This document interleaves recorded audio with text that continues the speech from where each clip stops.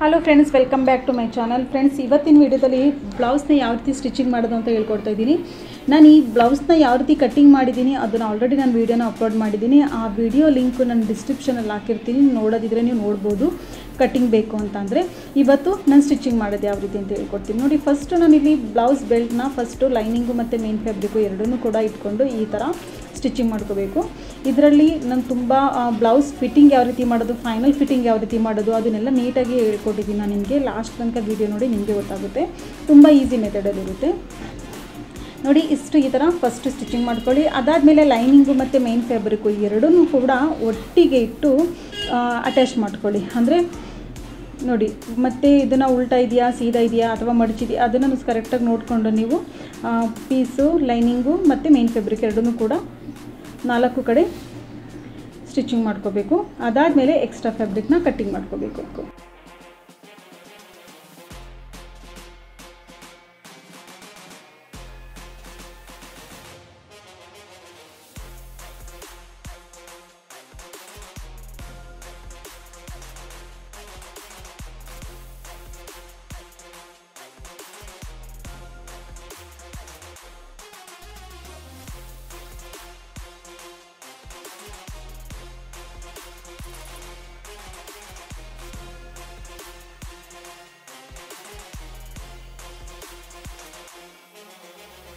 ನೋಡಿ ಫ್ರೆಂಡ್ಸ್, ಇದು cutting stitching ಆಗಿದೆ. ಇವಾಗ ನಾವು ಟಕ್ಸ್ ಮಾರ್ಕಿಂಗ್ ಯಾವ ರೀತಿ ನಾವು ಮಾಡಿದ್ದೀವಿ ಅದನ್ನು ನೀಟಾಗಿ ಅದ್ರ ಮೇಲ್ಗಡೆಲೇ ನಾವು ಟಕ್ಸ್ ಪಾಯಿಂಟ್ನ ನಾವು ಸ್ಟಿಚಿಂಗ್ ಮಾಡ್ಕೋಬೇಕಾಗುತ್ತೆ. ಸ್ಟಿಚಿಂಗ್ ಮಾಡ್ಕೋಬೇಕಾದ್ರೆ ನನಗೆ ವಿಡಿಯೋ ತುಂಬ ಲಾಂಗ್ ಆಗುತ್ತೆ ಅಂತ ಅಂದ್ಬಿಟ್ಟು ನಾನು ಏನು ಮಾಡಿದ್ದೀನಿ, ಒಂದೊಂದು ಹೊಲಿಗೆ ಹಾಕಿರೋದು ಮಾತ್ರ ನಾನು ನಿಮಗೆ ವಿಡಿಯೋದಲ್ಲಿ ತೋರಿಸಿದ್ದೀನಿ. ನೀವು ಎರಡೆರಡು ಹೊಲಿಗೆನ ಹಾಕೋಬೇಕಾಗುತ್ತೆ, ನೆನಪಿರಲಿ. ಸೇಮ್ ಇದೇ ರೀತಿ ಸ್ಟಿಚಿಂಗ್ ಮಾಡ್ಕೊಂಡಾದ್ಮೇಲೆ ಇವಾಗ ಸೈಡಲ್ಲಿ ಈ ರೀತಿ ಎಕ್ಸ್ಟ್ರಾ ಫ್ಯಾಬ್ರಿಕ್ ಕಟ್ಟಿಂಗ್ ಮಾಡಿಕೊಂಡು ಬೆಲ್ಟ್ನ ಈ ಥರ ಜಾಯಿಂಟ್ ಮಾಡ್ಕೊಳ್ಳಿ. ನೋಡಿ, ಫಸ್ಟು ಲೈನಿಂಗ್ ಪೀಸ್ನ ನಾನು ಲೈನಿಂಗ್ ಪೀಸ್ ಕಡೆಗೆ ಇಟ್ಕೊಂಡು ನಾನು ಅಟ್ಯಾಚ್ ಮಾಡ್ತಾಯಿದ್ದೀನಿ. ಟಕ್ಸ್ ಉಂಟಲ್ಲ ಆ ಬಟ್ಟೆನ ಮೇಲ್ಗಡೆ ಕದಂಗೆ ಮಡಚಿಬಿಟ್ಟು ಈ ಥರ ಸುತ್ತಿ ಇದನ್ನು ಈ ರೀತಿ ಇಟ್ಕೊಂಡು ಮತ್ತೆ ಫೋಲ್ಡಿಂಗ್ ಮಾಡಿಬಿಟ್ಟು ಸ್ಟಿಚಿಂಗ್ ಮಾಡ್ಕೊಳ್ಳಿ. ಪರ್ಫೆಕ್ಟಾಗಿ ಬರುತ್ತೆ, ನೀಟಾಗೂ ಕೂಡ ಬರುತ್ತೆ. ಇದೇ ಥರ ಸ್ಟಿಚಿಂಗ್ ಮಾಡಿಕೊಂಡು ಲೆಫ್ಟು ಮತ್ತು ರೈಟು ಎರಡೂ ಕೂಡ ಸೇಮ್ ಇದೇ ರೀತಿ ಸ್ಟಿಚಿಂಗ್ ಮಾಡ್ಕೋಬೇಕು. ಎಲ್ಲ ಕಡೆಯೂ ಕೂಡ ಡಬ್ಬಲ್ ಹೊಲಿಗೆ ಹಾಕೋದನ್ನು ಮಾತ್ರ ಮರೆಯೋಕ್ಕೆ ಹೋಗಬೇಡಿ.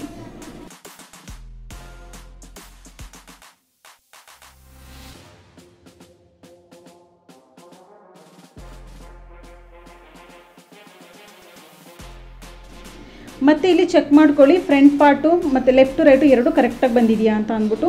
ಫಸ್ಟ್ ಇದು ಬಟನ್ ಬ್ಲೌಸು, ಅದಕ್ಕೋಸ್ಕರ ನಾನಿಲ್ಲಿ ಫಸ್ಟ್ ಏನು ಮಾಡ್ತಾಯಿದ್ದೀನಿ, 3.5 ಇಂಚು ನಾನಿಲ್ಲಿ ಪೀಸ್ ತೊಗೊಂಡಿದ್ದೀನಿ, ಲೈನಿಂಗ್ ಪೀಸ್ ತೊಗೊಂಡು ಇದನ್ನು ರೈಟ್ ಸೈಡು ನಾನಿಲ್ಲಿ ಬಟನ್ ಪಟ್ಟಿಗೆ ಡಬಲ್ ಪಟ್ಟಿ ಅಟ್ಯಾಚ್ ಮಾಡ್ಕೊತಾ ಇದ್ದೀನಿ. ಹುಕ್ ಪಟ್ಟಿಗೆ ಬೇರೆ ಬರುತ್ತೆ, ಕಾಜ್ಗೆ ಡಬಲ್ ಪಟ್ಟಿ ಸಿಂಗಲ್ ಪಟ್ಟಿ ಬೇರೆ ಬೇರೆ ಬರುತ್ತೆ. ಇಲ್ಲಿ 3.5 ಇಂಚ್ ಇರೋದು ತೊಗೊಂಡಿದ್ದು ಇದನ್ನು ಡಬಲ್ ಪಟ್ಟಿನ ಸ್ಟಿಚಿಂಗ್ ಮಾಡ್ಕೊತಾ ಇದ್ದೀನಿ. ಈ ಥರ ಫೋಲ್ಡಿಂಗ್ ಮಾಡಿಕೊಂಡು ಮತ್ತೊಂದು ಸರಿ ಇಲ್ಲಿ ಈ ಥರ ಮಡಚಿಬಿಟ್ಟು ಈ ಥರ ಸ್ಟಿಚಿಂಗ್ ಮಾಡ್ಕೋಬೇಕು.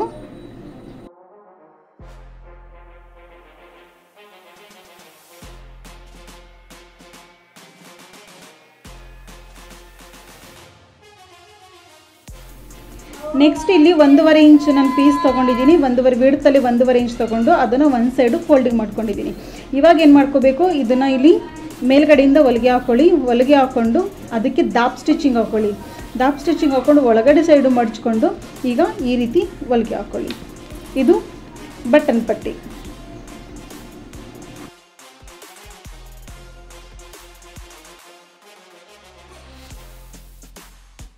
ಮತ್ತು ಹುಕ್ ಅಂದರೆ ನೋಡಿ, ಬಟನ್ ಪಟ್ಟಿ ಪಟ್ಟಿ ಎರಡೂ ಕೂಡ ಒಂದೇ ಸಮ ಇಟ್ಕೊಂಡು ಉದ್ದ ಕರೆಕ್ಟಾಗಿದೆಯಾ, ಉದ್ದ ತುಂಡ ಇದೆಯಾ ಅಂತ ಅಂದ್ಬಿಟ್ಟು ಚೆಕ್ ಮಾಡಿಕೊಂಡು ಎಕ್ಸ್ಟ್ರಾ ಇದ್ದರೆ ಅದನ್ನು ನೀಟಾಗಿ ಕಟ್ಟಿಂಗ್ ಮಾಡ್ಕೊಳ್ಳಿ. ಇಷ್ಟ ಆಗುತ್ತೆ. ಇವಾಗ ಸೈಡ್ ಫಿಟ್ಟಿಂಗ್ ಮಾಡಬೇಕಾದ್ರೆ ನಾವೊಂದು ಫಾಲೋ ಮಾಡಬೇಕು. ಸೈಡ್ ಫಿಟ್ಟಿಂಗಲ್ಲಿ ನಾನು ಏನು ಮಾಡಬೇಕು, ಇಲ್ಲಿ ಕರೆಕ್ಟಾಗಿದೆಯಾ ಅಥವಾ ಉದ್ದ ತುಂಡ ಫ್ರಂಟು ಮತ್ತು ಬ್ಯಾಕು ಎರಡೂ ಉದ್ದ ತುಂಡ ಇದೆಯಾ ಅದನ್ನು ನೀವು ಚೆಕ್ ಮಾಡ್ಕೊಳ್ಳಿ. ಚೆಕ್ ಮಾಡಿಕೊಂಡು ನೀವು ಕಂಟಿನ್ಯೂ ಮಾಡಬೇಕು ಬ್ಯಾಕ್ ಪಾರ್ಟ್ನ ಸ್ಟಿಚಿಂಗ್ ಮಾಡೋದಕ್ಕೆ. ಇವಾಗ ಬ್ಯಾಕ್ ಪಾರ್ಟ್ನ ನಾನು ಡೈರೆಕ್ಟಾಗಿ ನಾನಿಲ್ಲಿ ಸೀದಾ ಮಾಡ್ಕೋತಾ ಇದ್ದೀನಿ. ಈ ರೀತಿ ಸ್ಟಿಚಿಂಗ್ ಮಾಡಿಕೊಂಡು ಯಾವುದೇ ರೀತಿ ಇಲ್ಲಿ ಸೊಂಟದ ಭಾಗಕ್ಕೆ ನಾನಿಲ್ಲಿ ಒಂದು ಪಟ್ಟಿನ ಕೊಡ್ತಿಲ್ಲ, ಡೈರೆಕ್ಟಾಗಿ ಸೀದಾ ಅಂದರೆ ಉಲ್ಟಾ ಇಟ್ಕೊಂಡು ಸೀದಾ ಸ್ಟಿಚಿಂಗ್ ಮಾಡಿಕೊಂಡು ಡೈರೆಕ್ಟಾಗಿ ಸೀದಾ ಮಾಡ್ಕೋತೀನಿ. ನೋಡಿ, ಈ ಥರ ಸ್ಟಿಚಿಂಗ್ ಮಾಡಿಕೊಂಡು 4 ಕಡೆ ನೀವು ಅಟ್ಯಾಚ್ ಮಾಡಿಕೊಂಡು ಎಕ್ಸ್ಟ್ರಾ ಫ್ಯಾಬ್ರಿಕ್ ಉಂಟಲ್ಲ ಅದನ್ನು ನೀಟಾಗಿ ಕಟ್ಟಿಂಗ್ ಮಾಡ್ಕೊಳ್ಳಿ.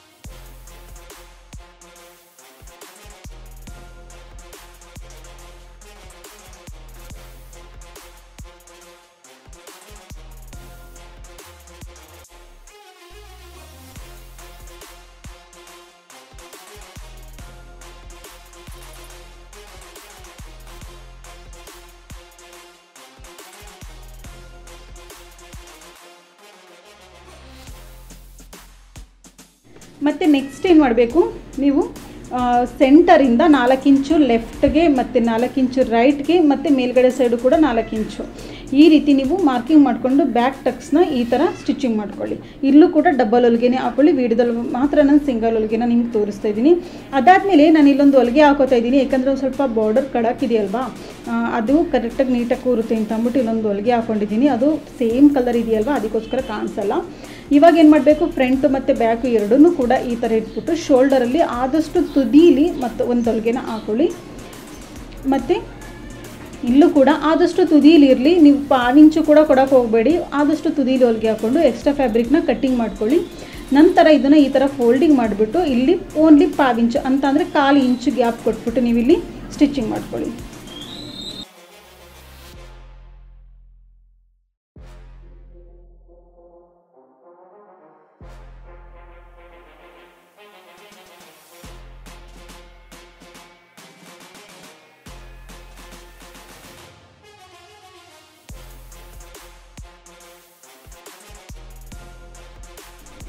ಅದಾದಮೇಲೆ ಕ್ರಾಸ್ ಪಟ್ಟಿನ ಈ ಥರ ಕಟ್ಟಿಂಗ್ ಮಾಡ್ಕೊಳ್ಳಿ.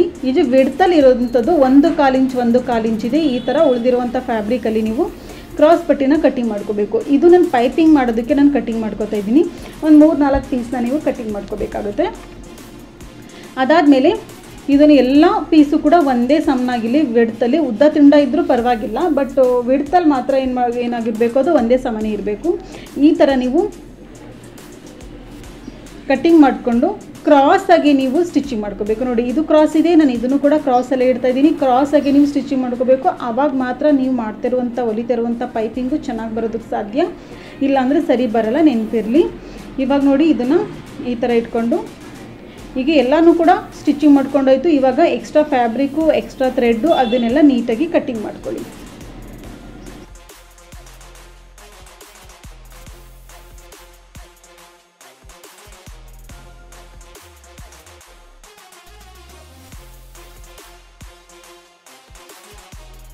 ಇವಾಗ ಇದನ್ನು ಈ ರೀತಿ ಇಟ್ಕೊಂಡು ಹೊಲ್ಕೋತಾ ಬರಬೇಕು. ಇವಾಗ ಹೊಲಿಬೇಕಾದ್ರೆ ಒಂದು ನೆನಪಿರಲಿ ನಿಮಗೆ, ಲೈನಿಂಗ್ ಮೇಲ್ಗಡೆ ಒಂದು ಪೈಪಿಂಗ್ ಪೀಸ್ ಉಂಟಲ್ಲ, ಆ ಪೀಸ್ನ ಲೈಟಾಗಿ ಎಳೆದು ನೀವು ಹೊಲಿಗೆ ಹಾಕಿ, ಕೆಳಗಡೆ ಬ್ಲೌಸ್ ಉಂಟಲ್ಲ ಅದನ್ನು ನೀವು ಏನು ಮಾಡೋಕ್ಕೆ ಹೋಗ್ಬಾರ್ದು, ಫ್ರೀಯಾಗಿ ಬಿಡಬೇಕು.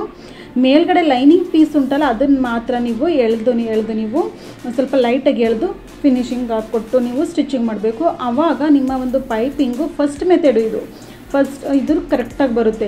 ಇದರಲ್ಲಿ ನೀವೇನಾದರೂ ಮಿಸ್ಟೇಕ್ ಮಾಡ್ತು ಅಂದರೆ ಪೈಪಿಂಗ್ ಏನಾಗುತ್ತೆ, ಉಲ್ಟಾ ಆಗುತ್ತೆ. ಅಂದರೆ ಮೇಲ್ಗಡೆಗೆ ಎತ್ಕೊಂಡಂಗೆ ಬರುತ್ತೆ, ಮೇಲ್ಗಡೆಗೆ ಒಳಗಡೆ ಬಟ್ಟೆ ಮೇಲ್ಗಡೆಗೆ ಅದಂಗೆ ಬರುತ್ತೆ. ಅದಕ್ಕೋಸ್ಕರ ನೆನಪಿರಲಿ, ಈ ಪಟ್ಟಿನ ಎಳೆದು ನೀವು ಸ್ಟಿಚಿಂಗ್ ಮಾಡಿ. ಅದಾದಮೇಲೆ ಅಲ್ಲಲ್ಲೇ ನೀವು ಕಟ್ಕೊಟ್ಟಾದಮೇಲೆ ಮತ್ತೊಂದು ಸರಿ ಒಳಗಡೆಗೆ 1/4 ಇಂಚು ಬಟ್ಟೆನ ಫೋಲ್ಡಿಂಗ್ ಮಾಡಿಬಿಟ್ಟು ನೀವು ಮತ್ತೊಂದು ಸರಿ ಈ ಥರ ಸ್ಟಿಚಿಂಗ್ ಮಾಡ್ಕೊಳ್ಳಿ.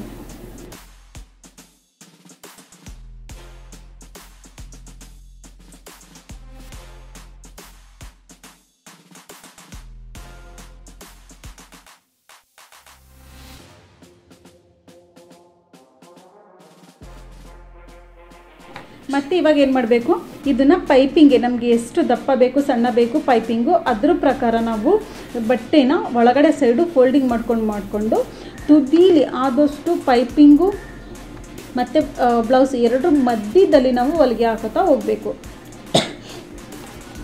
ಈ ಥರ ಫುಲ್ ನೀವು ಹೊಲಿಗೆ ಹಾಕೋತಾ ಹೋಗಿ, ಹಿಂಗೆ ಕ್ರಾಸಲ್ಲಿ ಹೀಗೆ ಬಟ್ಟೆನ ತಿರುಗಿಸ್ಕೊಂಡು ನೀವು ಹೊಲಿಗೆ ಹಾಕೋತಾ ಹೋಗಬೇಕು, ನೆನಪಿರಲಿ.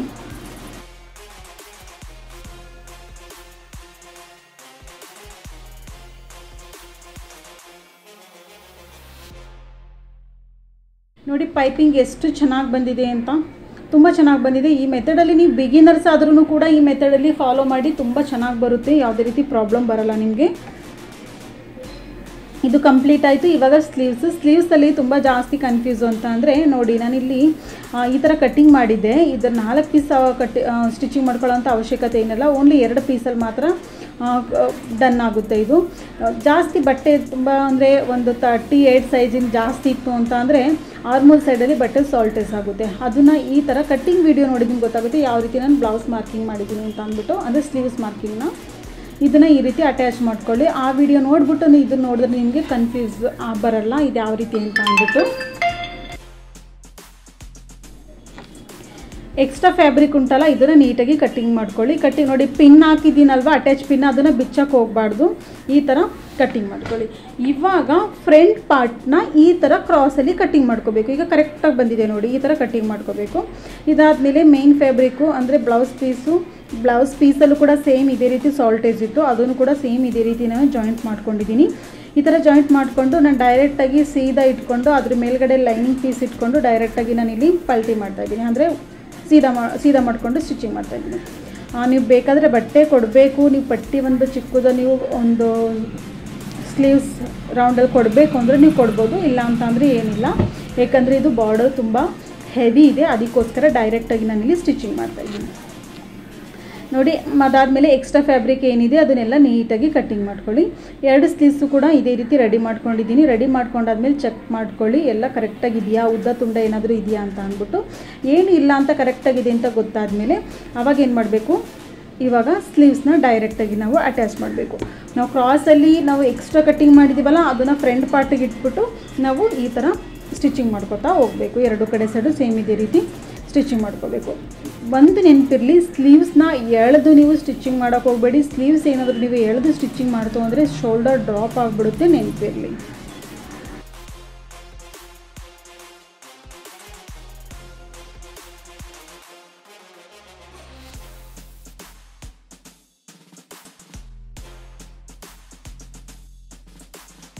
ನೋಡಿ, ಸ್ಲೀವ್ಸ್ ಅಟ್ಯಾಚ್ ಮಾಡಾದಮೇಲೆ ನಾವು ಕಟ್ಟಿಂಗ್ ಮಾಡಿರೋ ಮೆಥಡು ನಾನು ಯಾವ ರೀತಿ ಹೇಳ್ಕೊಟ್ಟಿದ್ದೀನಿ ಆ ಮೆಥಡಲ್ಲಿ ನೀವು ಕಟ್ಟಿಂಗ್ ಮಾಡಿದರೆ ನೀವು ಯಾವುದು ಚೆಕ್ ಮಾಡುವಂಥ ಅವಶ್ಯಕತೆ ಏನಿರಲ್ಲ. ಡೈರೆಕ್ಟಾಗಿ ನೀವು ತುದೀಲಿ ಈ ರೀತಿ ಸೈಡ್ ಫಿಟ್ಟಿಂಗ್ ಕೊಡಬೇಕಾದ್ರೆ ತುದೀಲಿ ನೀವು ಈ ರೀತಿ ಡೈರೆಕ್ಟಾಗಿ ಸ್ಟಿಚಿಂಗ್ ಮಾಡ್ಕೊಳ್ಳಿ.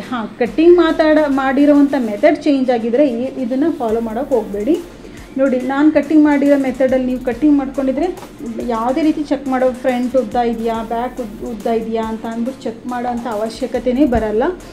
ಏಕೆಂದರೆ ನಾವು ಕಟ್ಟಿಂಗ್ ಪರ್ಫೆಕ್ಟಾಗಿತ್ತು ಅಂತ ಅಂದರೆ ಸ್ಟಿಚಿಂಗು ಕೂಡ ಇರುತ್ತೆ. ಕಟ್ಟಿಂಗಲ್ಲೇ ಏನಾದರೂ ನಾವು ಮಿಸ್ಟೇಕ್ ಮಾಡಿದರೆ ಸ್ಟಿಚಿಂಗಲ್ಲೇ ನಾವು ಹೆಂಗೆ ಎಷ್ಟೇ ಚೆನ್ನಾಗಿ ಹೊಲ್ದಿದ್ರೂ ಕೂಡ ಅದು ವೇರ್ ಮಾಡಾದಮೇಲೆ ರಾಂಗೇ ಆಗುತ್ತೆ, ಏನೇನಾದರೂ ಒಂದು ಮಿಸ್ಟೇಕ್ ಬರುತ್ತೆ. ಅದಕ್ಕೋಸ್ಕರ ಹೇಳ್ತಾಯಿದ್ದೀನಿ. ಈ ಥರ ಸ್ಲೀವ್ಸ್ ಅಟ್ಯಾಚ್ ಮಾಡ್ಕೊಂಡಾದ್ಮೇಲೆ ಡೈರೆಕ್ಟಾಗಿ ನೀವು ಸೈಡ್ ಫಿಟ್ಟಿಂಗಲ್ಲಿ ತುದೀಲಿ 1/4 ಇಂಚ್ ಬಿಟ್ಟು ನೀವು ಸ್ಟಿಚಿಂಗ್ ಮಾಡ್ಕೋಬೇಕು. ಮತ್ತು ನಾನು ಇಲ್ಲೊಂದು ಅಂದರೆ ಬೇರೆ ಇನ್ನೊಂದು ಸ್ಲೀವ್ಸನ್ನು ನಾನು ಅಟ್ಯಾಚ್ ಮಾಡಿದೆ, ಇದನ್ನು ಕೂಡ ಡೈರೆಕ್ಟಾಗಿ ನಾನು 1/4 ಇಂಚ್ ಗ್ಯಾಪ್ ಬಿಟ್ಟು ನಾನಿಲ್ಲಿ ಸ್ಟಿಚಿಂಗ್ ಮಾಡ್ಕೋತಾ ಇದ್ದೀನಿ. ಈ ಥರ ಸ್ಟಿಚಿಂಗ್ ಮಾಡ್ಕೊಳ್ಳಿ. ಇಲ್ಲಿ ಇದು ಮಾರ್ಜಿನ್ ಉಂಟಲ್ಲ, ಮಾರ್ಜಿನ್ ಮೇಲ್ಗಡೆ ಸೈಡ್ ಬರಲಿ, ಅದನ್ನು ನೆನ್ಪಿಟ್ಕೊಳ್ಳಿ. ಅದಾದಮೇಲೆ ಇದನ್ನು ಈ ರೀತಿ ಕಟ್ಟಿಂಗ್ ಮಾಡ್ಕೊಳ್ಳಿ ಎಕ್ಸ್ಟ್ರಾ ಫ್ಯಾಬ್ರಿಕ್ ಇದ್ದರೆ. ಇವಾಗ ಏನು ಮಾಡಬೇಕು, ನಿಮ್ಮ ಒಂದು ಸ್ಲೀವ್ಸ್ ರೌಂಡ್ ಎಷ್ಟಿದೆ ಅದನ್ನು ಚೆಕ್ ಮಾಡ್ಕೋಬೇಕು. ಸ್ಲೀವ್ಸ್ ರೌಂಡ್ ಎಷ್ಟಿದೆ, ಇಲ್ಲಿ 6 ಇಂಚು ನಲ್ಲಿ 6 ರೌಂಡ್ ಉಂಟು. ಮತ್ತು ಸೊಂಟದ ಸುತ್ತಳತೆ ಎಷ್ಟಿದೆಯೋ, ನಿಮ್ಮ ಒಂದು ಸೊಂಟದ ಸುತ್ತಳತೆ ಎಷ್ಟಿದೆಯೋ ಅದಕ್ಕೆ ಮಾರ್ಕಿಂಗ್ ಮಾಡ್ಕೊಳ್ಳಿ. ಅದನ್ನು ಇನ್ನು ಉಳಿದಿರೋ ಬಟ್ಟೆನ 4 ಫೋಲ್ಡಿಂಗಲ್ಲಿ ಫೋಲ್ಡಿಂಗ್ ಮಾಡ್ಕೊಳ್ಳಿ. ಎಷ್ಟು ಬರುತ್ತೆ, ಇಲ್ಲಿ ನಾನು 1.5 ಇಂಚ್ ಬಂತು. 1.5 ಇಂಚು ಇದು. ಇಲ್ಲಿ ಮೇಲ್ಗಡೆ ಸೈಡು 6 ಇಂಚು, ಕೆಳಗಡೆ ಸೈಡು 2 ಕಡೆ ಸೈಡು 1.5 ಗ್ಯಾಪ್ ಇಟ್ಟು ನಾವು ಫಿಟ್ಟಿಂಗ್ ಮಾಡ್ಕೋಬೇಕು. ಚೆಸ್ಟ್ ನೋಡಿ, ಇಲ್ಲಿ ಆಲ್ರೆಡಿ ನಾನು ಮಾರ್ಕಿಂಗ್ ಮಾಡಿದ್ದೀನಲ್ಲ, ಅದ್ರ ಮೇಲೆ ಬರೀ ಕೆಳಗಡೆ ಸೈಡ್ ಮಾತ್ರ ಎಷ್ಟು ಮಾಡ್ಕೊಳ್ಳಿ. ಅದು ಎಷ್ಟಿದೆ ಅದು ಹೊಲಿಗೆ ಮೇಲೆ ಆಲ್ರೆಡಿ ನಾವು ಕಟ್ಟಿಂಗಲ್ಲಿ ಮಾರ್ಕಿಂಗ್ ಮಾಡಿದ್ದೀವಿ ನೋಡಿ, ಅದ್ರ ಮೇಲ್ಗಡೆ ನೀವು ಹೊಲಿಗೆ ಹಾಕೊಂಡ್ರೂ ಕೂಡ ಪರ್ಫೆಕ್ಟಾಗಿ ಬರುತ್ತೆ. ನಾನು ಮೊದಲೇ ಹೇಳಿದ್ದೀನಿ, ಕಟ್ಟಿಂಗ್ ಪರ್ಫೆಕ್ಟಾಗಿತ್ತು ಅಂತಂದರೆ ಸ್ಟಿಚಿಂಗು ಕೂಡ ಕರೆಕ್ಟಾಗಿ ಬರುತ್ತೆ. ಕಟ್ಟಿಂಗಲ್ಲಿ ಮಿಸ್ಟೇಕ್ ಆಯಿತು ಅಂದರೆ ಸ್ಟಿಚಿಂಗು ಕೂಡ ಮಿಸ್ಟೇಕ್ ಆಗುತ್ತೆ, ನೆನಪಿರಲಿ. ಅದಾದಮೇಲೆ ಮತ್ತೊಂದು ಕಡೆ ಸೈಡು ಕೂಡ ಸೇಮ್ ಇದೇ ರೀತಿ ನೀವು ಸ್ಲೀವ್ಸ್ ರೌಂಡು, ಚೆಸ್ಟ್ ರೌಂಡು ಎಲ್ಲ ಕರೆಕ್ಟಾಗಿ ಚೆಕ್ ಮಾಡಿಕೊಂಡು ನೀವು ಹೊಲಿಗೆ ಹಾಕೋಬೇಕಾಗುತ್ತೆ. ಈ ವಿಡಿಯೋದಲ್ಲಿ ಏನಾದರೂ ಡೌಟ್ ಇತ್ತು ಅಂತ ಅಂದರೆ ನೀವು ಕೇಳಿ, ಮತ್ತು ಯಾವ ಥರ ನಿಮಗೆ ವೀಡಿಯೋಗಳು ಬೇಕು ಅದನ್ನು ಕೂಡ ಕಮೆಂಟ್ ಸೆಕ್ಷನಲ್ಲಿ ನೀವು ಹೇಳ್ಬೋದು. ಹಾಗೆ ನಿಮಗೆ ವಿಡಿಯೋ ಇಷ್ಟ ಆಗಿತ್ತು, ಯೂಸ್ಫುಲ್ ಆಯಿತು ಅಂತ ಅಂದರೆ ವಿಡಿಯೋಗೆ ಲೈಕ್ ಮಾಡಿ. ಕೊನೆ ತನಕ ನೀವು ವಿಡಿಯೋ ನೋಡೋದಕ್ಕೆ ಥ್ಯಾಂಕ್ ಯು ಸೋ ಮಚ್. ನಾನು ಇದರಲ್ಲಿ ಯಾವುದೇ ರೀತಿ ಐರನ್ ಏನು ಮಾಡಿಲ್ಲ, ಹಾಗೆ ನಿಮ್ಗೆ ತೋರಿಸ್ತೀನಿ ಯಾವ ರೀತಿ ಬಂದಿದೆ ಅಂತ ಅಂದ್ಬಿಟ್ಟು, ಬ್ಲೌಸ್ ಯಾವ ರೀತಿ ಬಂದಿದೆ ಅಂತ ಅಂದ್ಬಿಟ್ಟು. ನೋಡಿ, ಇವಾಗ ಬ್ಲೌಸ್ನ ಸೀದಾ ಮಾಡ್ತಾಯಿದ್ದೀನಿ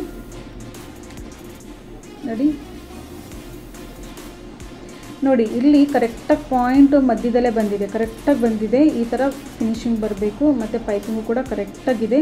ವಿಡಿಯೋ ಇಷ್ಟ ಆಗಿದ್ರೆ ಗೊತ್ತಿದೆಯಲ್ವಾ ನಿಮಗೆ, ಲೈಕ್ ಮಾಡೋದನ್ನು ಮರೆಯೋಕೆ ಹೋಗಬೇಡಿ. ವಿಡಿಯೋ ಇಷ್ಟ ಆಗಿತ್ತು ಅಂತಂದರೆ ವಿಡಿಯೋನ ಶೇರ್ ಮಾಡಿ. Thank you.